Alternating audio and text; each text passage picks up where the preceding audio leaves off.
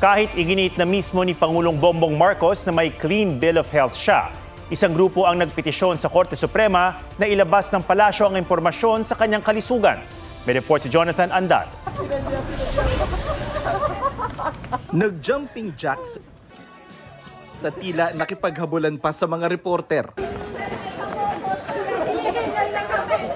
Let's get physical ang naging tugon ni Pangulong Bongbong Marcos. Pangontra sa mga duda sa kondisyon ng kanyang kalusugan.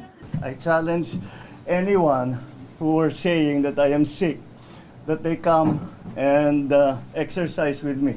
We will see who is stronger. You come to the gym with me. Tingnan natin kung sino mas malakas magbuhat ng weight. Kahit may maintenance para sa gout at high blood pressure, may clean bill of health daw siya. I'm in very, very good health. And I'm fine. I'm really quite fine.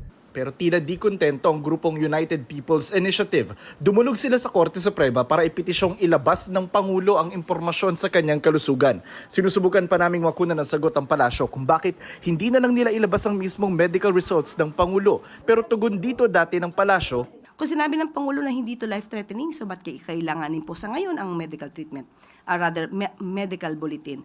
Samantalang kami naman po ay nagpo-provide sa inyo kung anong ang kalagayan ng kalusugan ng Pangulo. Sa saligang batas na mismo nakasaad, tungkulin ng Pangulo na ipaalam sa publiko ang kanyang kalusugan, lalo na kung meron siyang seryosong sakit. Yung kalusugan ng Pangulo ay isang national security concern. At meron ding duty o tungkulin yung presidente na ipaalam sa taong bayan in cases of grave illness. Normally, that would be a private matter. But except that, kung presidente ka, may consequences yan if you are not healthy. So if the president is not able to do his job, we should know.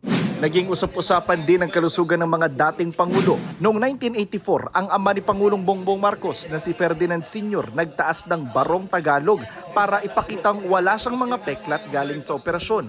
Maugong kasi noon na may malubhang sakit siya. Tapos ang push-ups. Si Fidel Ramos naman, na madalas maghamon ng push-ups at sit-ups, na operahan noong 1996 dahil sa bara sa left carotid artery. Dati rin nagpakitang gilas si Joseph R.F. Estrada para ipakita ang kanyang liksi. Noong 2021 naman, nang hindi nakita ng publiko ng isang linggo si Rodrigo Duterte na nagja-jogging, nagmomotor at naggo-golf pa para ipakitang maayos siya. Jonathan Andal, GMA News.